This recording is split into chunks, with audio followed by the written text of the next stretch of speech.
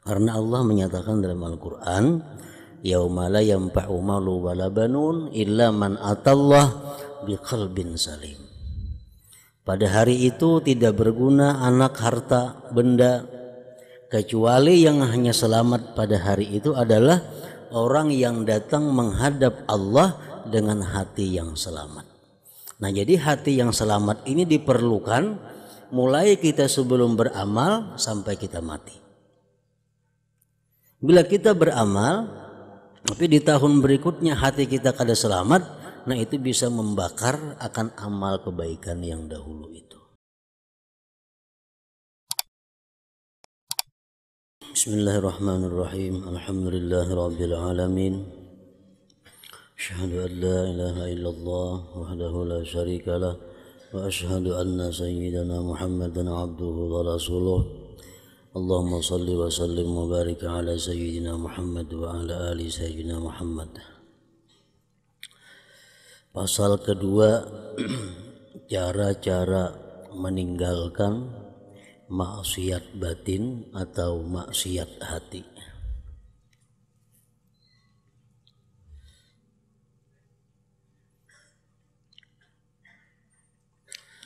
Ketahuilah bahwasanya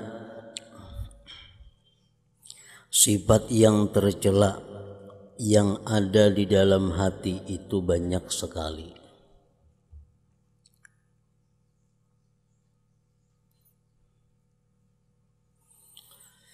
Dan menyucikan hati, membersihkan hati daripada kekotoran itu berhajat kepada usaha yang berterusan.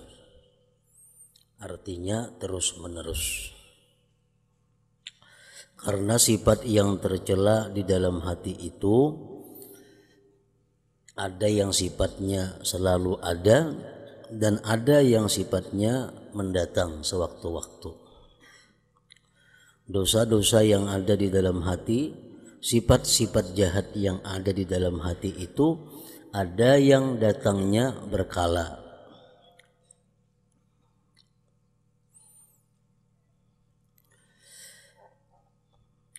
Manakala cara mengobatinya pula sangat susah. Manakala cara mengobatinya pula sangat susah. Dan telah hilang pula ilmu dan amal yang mesti diikuti untuk membersihkan hati.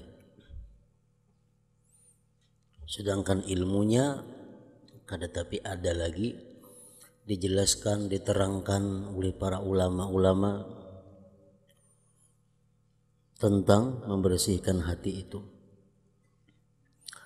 Karena orang telah melupakannya dan mereka terlalu sibuk dengan menghimpunkan perhiasan dunia.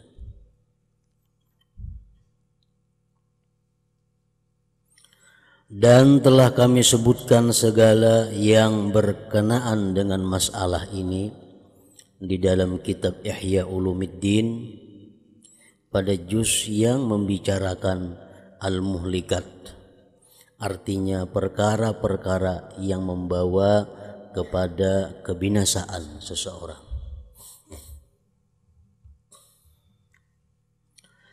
Dan pada juz yang membicarakan al-munjiyat, artinya perkara-perkara yang perlu diikuti untuk mendapatkan keselamatan. Jadi kitab Ihya terdiri daripada 4 juz. Juz yang pertama berisi tentang ibadat,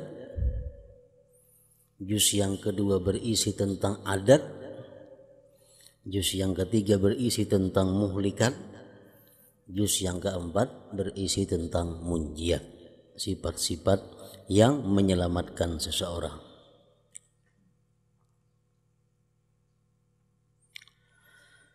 Walaupun demikian, di sini kami coba untuk menyebutkan 3 perkara daripada sifat hati yang sangat jahat.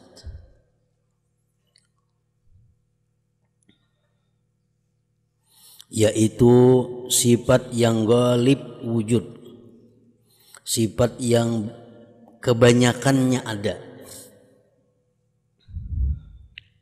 di kalangan ulama, apalagi artinya di kalangan yang bukan ulama.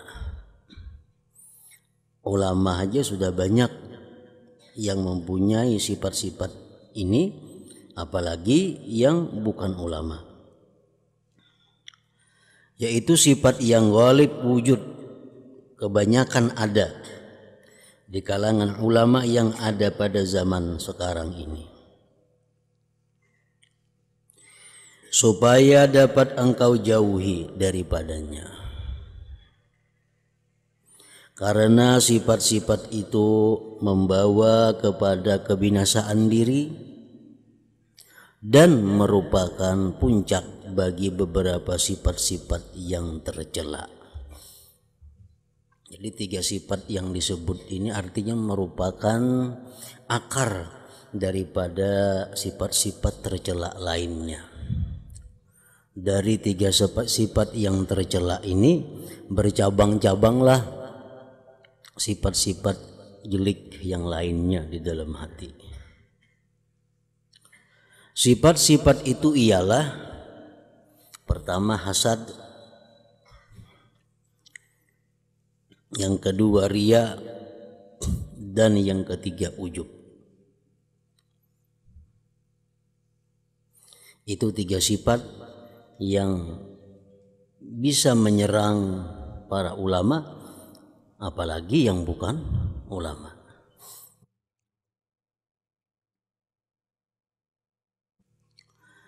Maka bersungguh-sungguhlah engkau dalam membersihkan hatimu daripadanya, yang 3 tadi, dan membersihkannya itu terus menerus sampai mati, karena sifat itu kadang akan bisa lepas daripada hati manusia.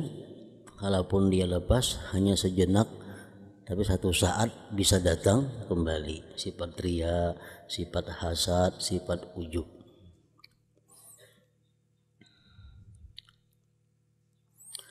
Engkau akan dapat, karena apabila engkau telah dapat membersihkan hatimu daripadanya yang 3 itu,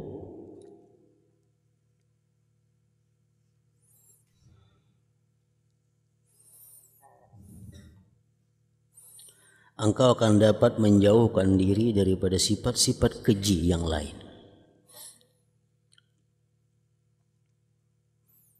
Seperti hasad contohnya, itu merupakan biang daripada marah, biang daripada dendam. Ujub merupakan sumber daripada takabur dan lain sebagainya. Jadi bila 3 itu kita mampu mengendalikan, maka banyak sifat-sifat tercela lain yang juga ikut hilang.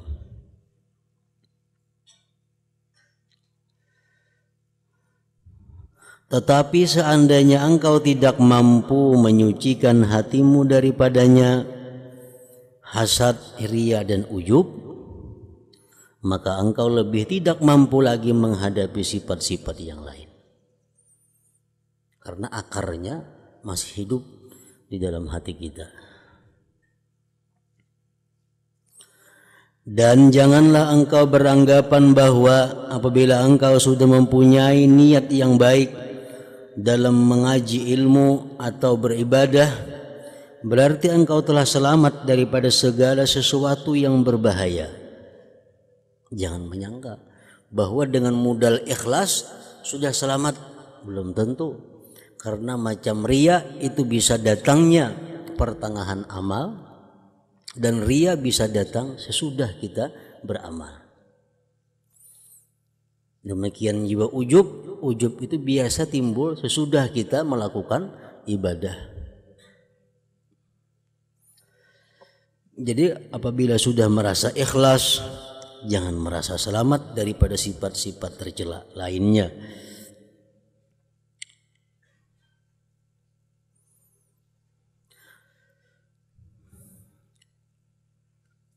Dan janganlah engkau beranggapan bahwa apabila engkau sudah mempunyai niat yang baik dalam mengaji ilmu, beribadah, beramal saleh, berarti engkau telah selamat daripada segala sesuatu yang berbahaya.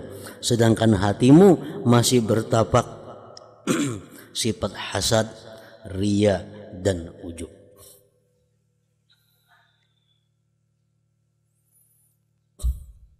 Karena amal kebaikan yang dulunya baik, yang dulunya bagus, itu belum tentu bisa mempertahankan kebagusannya itu amal tahun berikutnya.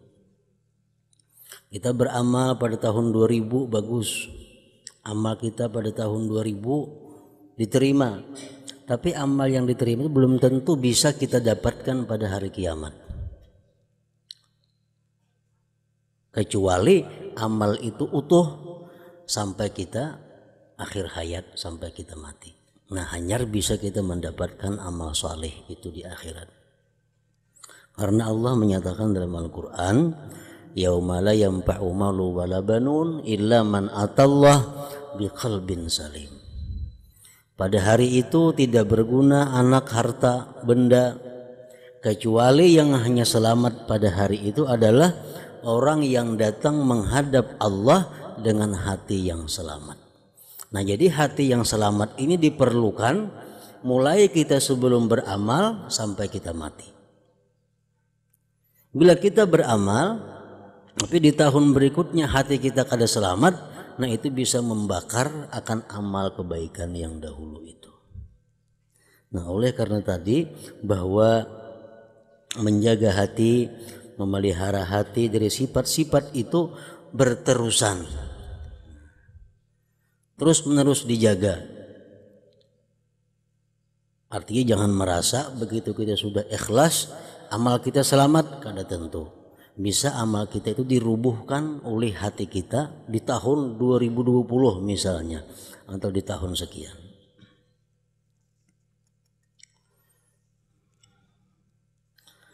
Dalam hal ini Rasulullah sallallahu alaihi wasallam bersabda, "Salasun muhlikat, syuhun muta' wa hawan muttaba' wa i'jabul mar'i bi nafsihi." Artinya, ujar Nabi kita, ada 3 sifat yang dapat membinasakan seseorang. Pertama, sifat bakhil yang dipatuhi. Sifat bakhil itu sangat membahayakan seseorang. Karena orang yang bakhil itu, ujar Abu Hanifah, aku kadang mengatakan dia itu adil. La u'addilu bakhila. Aku tidak menganggap adil kepada orang yang bakhil itu. Karena orang bakhil ini orang yang sangat cinta kepada hartanya. Orang yang sangat sayang kepada hartanya.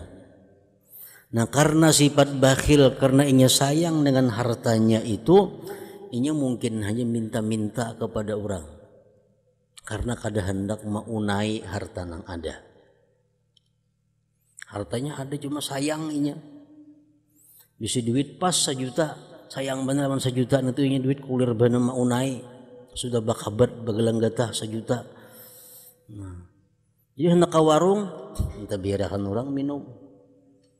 Padahal itu kada boleh, tentu hukumnya adalah haram. Kalau kita mampu minta-minta kada boleh. Orang yang bakhil ini mungkin saja inya mengakat ampun orang. Orang yang bakhil mungkin menipu orang.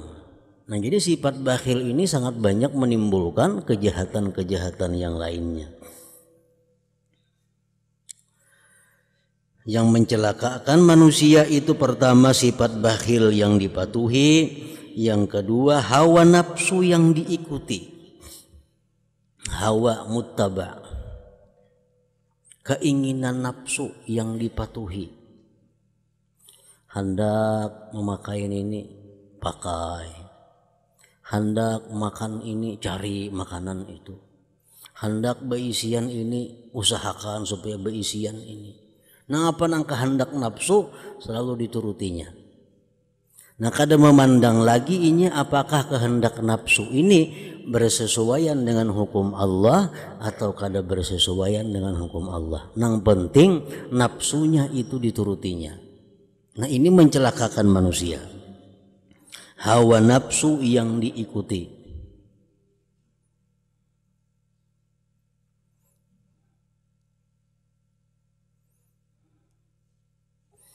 Dan yang ketiga, merasa bangga dengan diri sendiri. Merasa bangga dengan diri sendiri. Baik merasa bangga dengan bentuk keadaan tubuhnya, baik merasa bangga dengan kekayaan yang dia miliki, baik merasa bangga dengan ilmu yang dia miliki, baik merasa bangga dengan kecerdikan kepandaian yang ia miliki, baik merasa bangga dengan kedudukan jabatan yang dia duduki. Nah, merasa bangga itu ngarannya adalah ujub.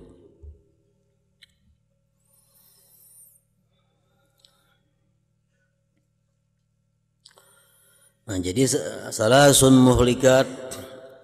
Di dalam riwayat yang lain dijelaskan salasun muhlikat, salasun munjiat, wa salasun munjiat, wa salasun kafarat, wa salasun darajat.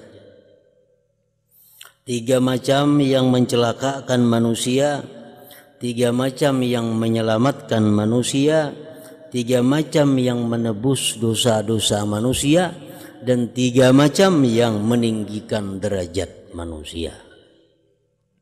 3 macam yang mencelakakan tadi, syuhun muta, kebakhilan yang dituruti, dipatuhi, hawa nafsu yang diikuti, dan bangga dengan dirinya. Itu muhlikat, membinasakan. Wa ammal munjiat, adapun 3 yang menyelamatkan seseorang, fal adlu fil ghadab war ridha, bersikap adil dalam keadaan marah dan senang. Nah ini menyelamatkan. Bersifat adil fil ghadab war ridha, dia bersikap adil baik dalam keadaan marah, baik dalam keadaan senang. Karena kadang-kadang kita dalam keadaan marah itu kita sudah keluar daripada jalur yang benar. Karena kita marah, kita kada tahu lagi yang dihadapi ini orang tua, yang dihadapi ini kuitan, yang dihadapi ini laki, kada tahu lagi. Kalau sudah marah itu, nah ini menunjukkan ketidaklurusan dalam marah. Boleh marah tapi masih lurus, masih lurus.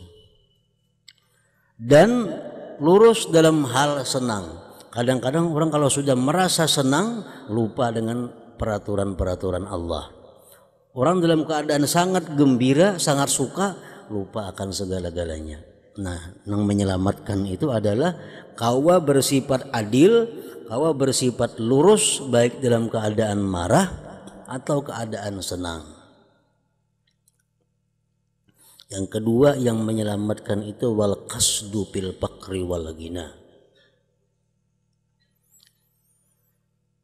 sedang dalam kefakiran dan kekayaan. Fakir membahayakan, kaya membahayakan. Yang menyelamatkan apa? Al-qasdu, di tengah-tengah antara kefakiran dan kekayaan. Fakir, ujar Nabi, kadal fakru ayyakuna kufra. Fakir itu hampir-hampir membuat seseorang jadi kafir. Karena inya fakir, jadi orang ini hakun, diberi orang duit saya ini mau. Padahal kadang-kadang itu adalah merusak akidahnya, kadang-kadang merusak imannya. Nah, kadal fakru ayyakuna kufra. Kaya membahayakan juga. Allah mengatakan innal insana layatgha ar-ra'ahu istaghna. Manusia itu kadang-kadang tersesat bila mana sudah kaya. Banyak contohnya. Waktunya miskin bagus ibadahnya, akhlaknya, begitu kaya sesat. Nah, jadi yang menyelamatkan tuh apa? Di tengah-tengah. Di tengah-tengah.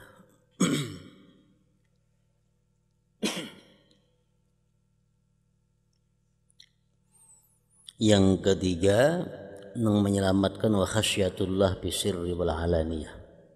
Dia takut kepada Allah baik di waktu sembunyi atau di tengah-tengah orang.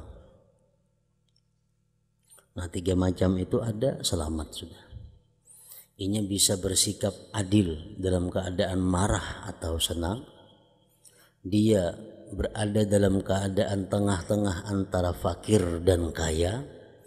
Yang ketiga, dia takut kepada Allah baik dalam keadaan sembunyi atau keadaan orang banyak terbuka. Itu 3 macam yang munjiat, yang menyelamatkan. Nah, kemudian wasalasun kafarat, kita di 3 yang menebus dosa. Nah, apa yang menebus dosa yang 3 itu? Intizarus salah ba'das salah. Pertama itu menunggu sembahyang sesudah sembahyang. Sembahyang maghrib duduk beribadah menunggu sembahyang isya. Nah, ini menebus dosa-dosa. Menebus dosa-dosa kita. Intizarus salah ba'das salah. Menunggu sembahyang sesudah sembahyang.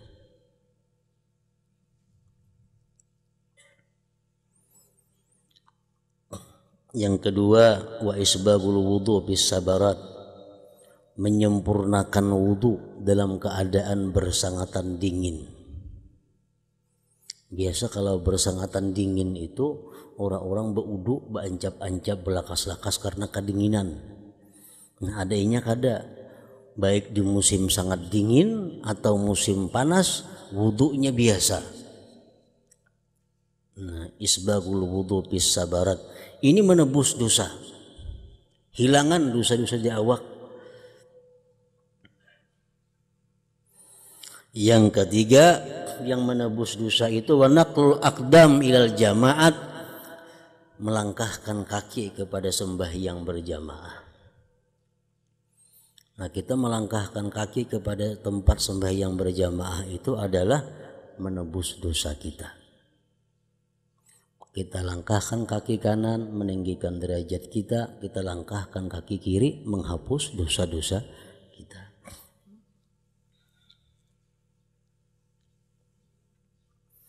Nah, kemudian ujar Rasulullah lagi tadi wasalasun derajat, 3 macam yang menaikkan derajat seseorang. Kalau kita mengamalkan 3 macam ini, kita akan naik derajat kita baik di sisi Allah atau di sisi manusia.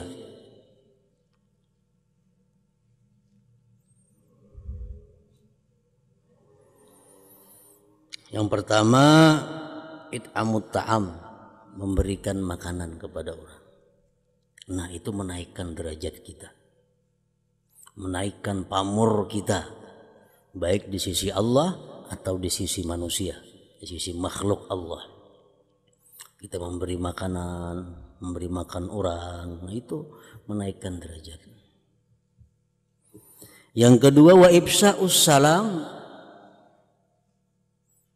menebarkan salam. Dalam arti ringkas, menebarkan salam ini adalah mengucapkan assalamualaikum. Dalam arti luas, ifsa'us salam itu artinya menebarkan keselamatan kepada orang. Kada mengganggu orang mulutnya, kada mengganggu orang tangannya, kada mengganggu orang kakinya, kada mengganggu orang tingkah lakunya. Nah, itu meninggikan derajat kita, pamor kita. Yang ketiga wassalatu billail wan nasu niyam. Yang ketiga sembahyang malam di waktu orang guringan. Nah, 3 macam itu yang meninggikan derajat. Salasun muhlikat, wa salasun munjiat, wa salasun kafarat, wa salasun darajat.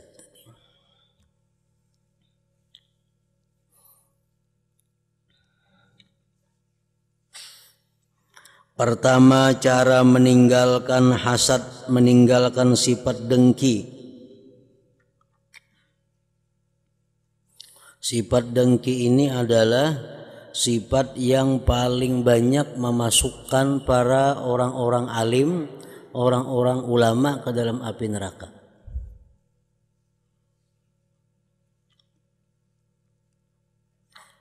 Kalau orang-orang yang jadi pejabat itu yang banyak memasukkan mereka ke neraka adalah ketidakjujuran, ketidakadilan, atau kezaliman. Ini yang banyak menyebabkan pejabat-pejabat itu masuk api neraka. Mereka kada jujur, kada adil. Yang banyak menyebabkan ulama-ulama itu masuk ke dalam api neraka sifat hasad ini, sifat dengki. Yang banyak memasukkan perempuan-perempuan ke dalam neraka perhiasan dan pakaian mereka.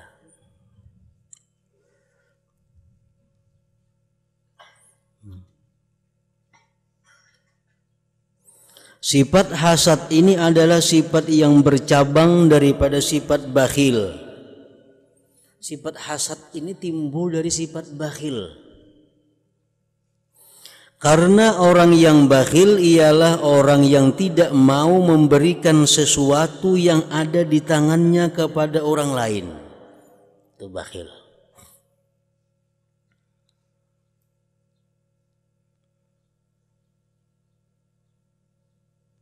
Lawanan bakhil napa?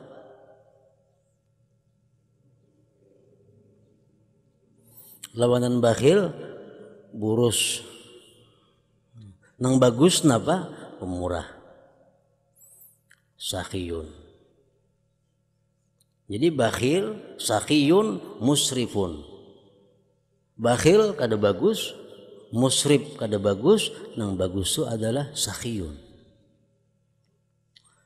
Bakhil kada mau keluar sama sekali. Engkau pun orang aja nang keluar. Orang nang musrif burus keluar akan tarus.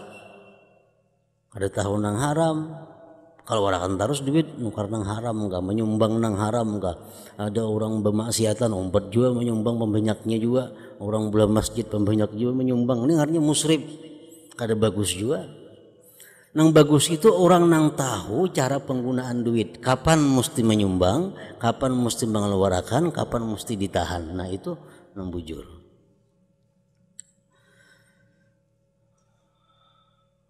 Dan syahih itu bersangatan bakhil.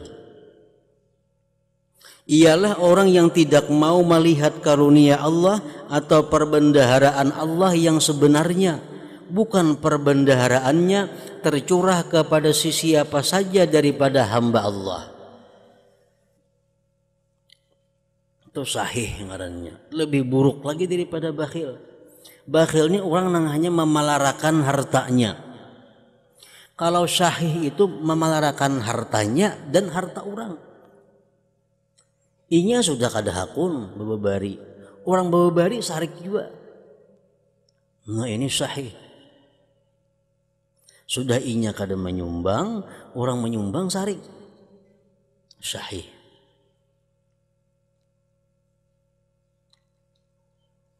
Maka syahih ini lebih jahat daripada bakhil, dan orang yang hasud ialah orang yang merasa keberatan bahwa Allah mencurahkan nikmat dan karunia-Nya kepada salah seorang di antara hamba Allah.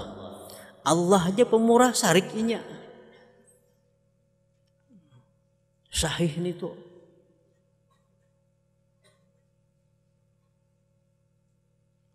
Baik nikmat itu berupa ilmu, yang berupa ilmu, harta, kecintaan manusia, atau apa saja habawan yang pemberian yang diberikan Allah kepada hamba-hambanya. Kata itu bangnya Allah memberi orang. Sehingga orang yang hasud ini bercita-cita kalau boleh nikmat Allah itu hilang daripada orang lain, walaupun ia tidak mendapat apa-apa keuntungan daripada hilangnya nikmat tersebut. Jadi orang yang hasad itu artinya adalah orang yang keberatan Allah memberikan nikmat kepada orang lain, keberatan Allah memberikan nikmat ilmu kepada orangnya, keberatan Allah memberikan anugerah harta kepada orang ini, sakit hati, keberatan. Maka sifat hasad ini adalah kejahatan yang luar biasa. Kejahatan yang luar biasa. Oleh karena itu Rasulullah sallallahu alaihi wasallam bersabda, al-hasadu ya'kulul hasanat kama ta'kulun narul hatab. Artinya sifat hasad itu memakan akan pahala kebaikan seperti api memakan kayu bakar.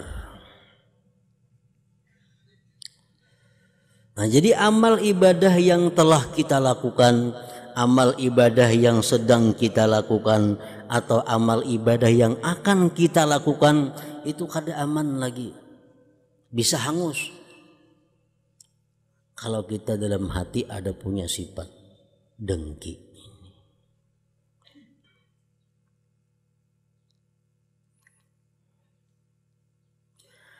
Dan orang yang hasad ini sebenarnya senantiasa jauh daripada kasih sayang. Nyatanya ada penyayangan. Dan senantiasa berada dalam siksaan di dunia ini dan di akhirat nanti. Sakit hati melulu. Di dunia ini ia tersiksa dengan tekanan perasaan. Kawan dapat nikmat, sakit hati. Datang pulang nikmat kepada kawan, bertambah pulang sakit hati. Karena bila-bila masa, bila-bila waktu Allah selalu mencurahkan karunia-Nya kepada orang ramai, bahkan kepada kawan-kawan orang yang hasad itu yang ia mengenali mereka, Allah senantiasa mencurahkan nikmat ilmu, harta dan kedudukan. Maka senantiasa pula orang yang hasad itu dalam penyiksaan bila ia melihat kemurahan Allah terhadap orang lain. Maka begitulah keadaannya sampai ke akhir hayatnya.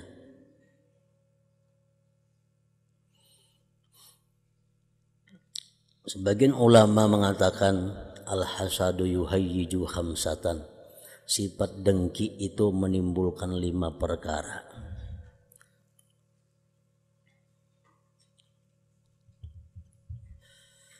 Yang pertama, fasadut ta'ah, rusaknya taat. Rusak taat kita tadi terbakar seperti api membakar kayu yang kering.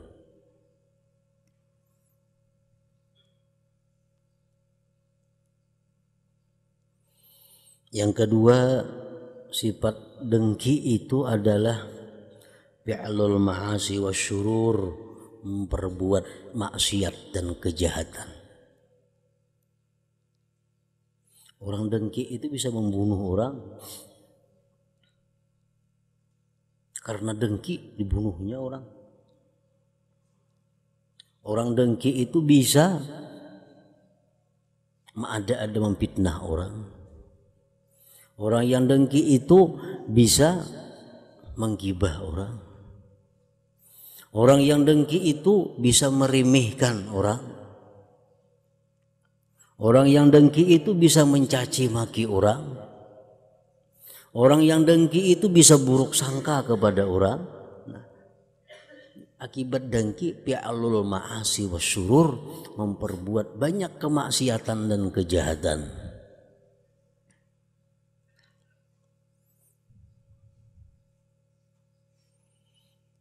Yang ketiga, at-ta'ab wal ham min ghairi faidah, susah payah kada ada gunanya. Susah lapah kada ada gunanya. Melihat orang dapat nikmat susah, apa gunanya? Pun seorang kada bakurang, ampun seorang kada yang diberi akan Tuhan. Susah payah min ghairi faidah, kada ada gunanya. Nang keempat, amal kalbi, buta hati. Anil hukmi, daripada hukum, wal hikmah, dan hikmah. Orang yang dengki itu kada akan bisa melihat hukum Allah. Orang yang dengki itu kada akan bisa bertutur kata dengan hikmah. Kata-katanya kada nang baiknya. Kata-katanya kada menyenangkan orang. Karena hatinya dibuta akan Allah daripada hukum Allah dan hikmah. Yang kelima, ini yang paling berat, orang yang dengki ini al-hirmanu wa la yakadu yadhfaru bi muradihi. Orang yang dengki itu kada akan sukses dengan yang dikehendakinya. Kada akan sukses dengan apa yang dimaksudnya. Kita dengki kepada orang lain dapat nikmat. Dengki, dan kita kepingin orang lain tuh hilang nikmatnya tuh. Nah, Allah makin mempertahankan nikmat itu kepada orang tersebut. Makin ditambah Tuhan lagi nikmatnya. Makin sakit hati lagi. Al-hirmanu wa la yakadu yaghfaru bi muradihi. Sok gagal. Hirmanu gagal dan kada akan sukses dengan yang dimaksudnya. Umpamanya kita dengki lawan kawan nang payu berdagang. Kita bebarung, kawan kita bebarung. Kita dengki lawan inya. Makin payu kawan itu bebarungnya. Makin dituyuk Tuhan kasih itu anugerahnya. Makin ditambah Tuhan nikmat kepada inya. Supaya apa? Supaya yang dengki ini tambah sakit hati, tambah susah payah. Kada berguna. Nah, jadi al-hasadu yuhayyiju khamsatan. Dengki tadi menimbulkan 5 perkara. Termasuk yang terakhir tadi.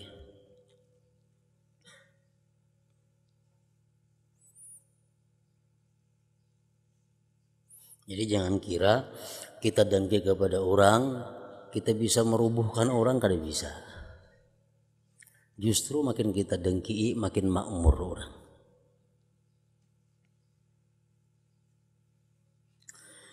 Manakala di akhirat pula lebih dahsyat lagi, karena seseorang hamba tidak akan mencapai hakikat iman selama ia belum lagi mencintai bagi seluruh kaum muslimin apa-apa yang ia cintai bagi dirinya sendiri. Bahkan sepatutnya hendaklah ia bersama dengan perasaan seluruh kaum muslimin, baik dalam kesenangan ataupun dalam kesusahan. Karena orang Islam itu ibarat sebuah bangunan di mana satu bahagian mengukuhkan bahagian yang lain. Dan seperti sebatang tubuh, apabila mana-mana anggota merasa sakit, maka penderitaan itu akan dirasakan oleh seluruh anggota badan yang lain. Jadi orang yang hasad itu orang yang jauh daripada punya iman sempurna. Ujar Nabi, kada akan sampai seseorang hakikat beriman kecuali dia senang kepada orang lain sebagaimana ia senang terhadap dirinya. Dia benci kepada orang lain sebagaimana ia benci kepada dirinya. Kita kepinginlah diri kita sihat, kepingin. Nah, kita kepingin juga mestinya kaum muslimin itu sihat. Kita kepinginlah bahagia, kepingin. Mestinya kita kepingin juga orang muslimin itu bahagia.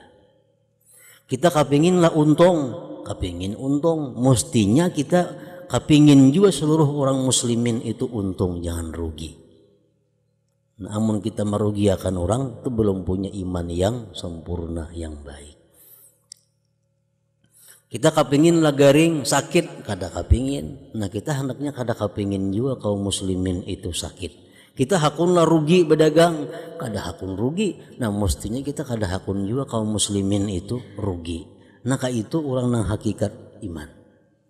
Amun inya hendak menghilangkan nikmat orang, jauh dengan punya hakikat iman itu. Jadi jika engkau dapati hatimu bukan dalam keadaan yang seperti ini, kalau hati masih belum punya hakikat iman, masih belum mampu senang kepada orang lain sebagaimana senang kepada diri, nah belum mampu kita itu miliki, maka sifat hasad masih wujud di dalam hatimu. Karena sifat hasad itu akan datang. Tapi kalau sudah kita kawa bahwa aku senang bahagia dan aku senang orang lain bahagia, nah mau tuh hilang sifat hasad. Aku sedih, aku sengsara, dan aku sedih pula kalau kaum muslimin sengsara. Nah bila kau macam itu dalam hati, hilang sifat hasad kada ada lagi.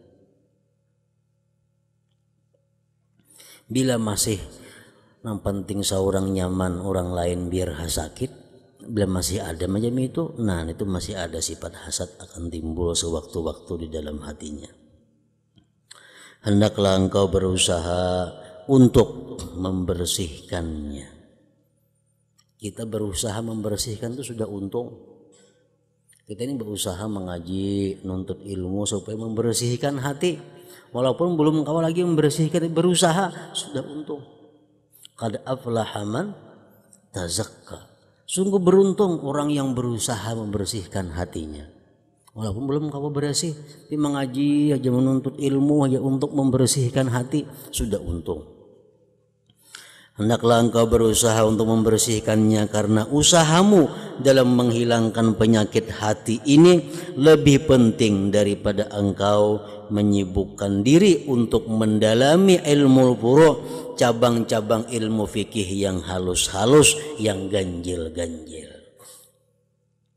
Lebih penting belajar ilmu membersihkan hati daripada belajar tentang mazhab-mazhab umpamanya, dan memperdalami masalah-masalah yang dikhilafkan oleh para ulama.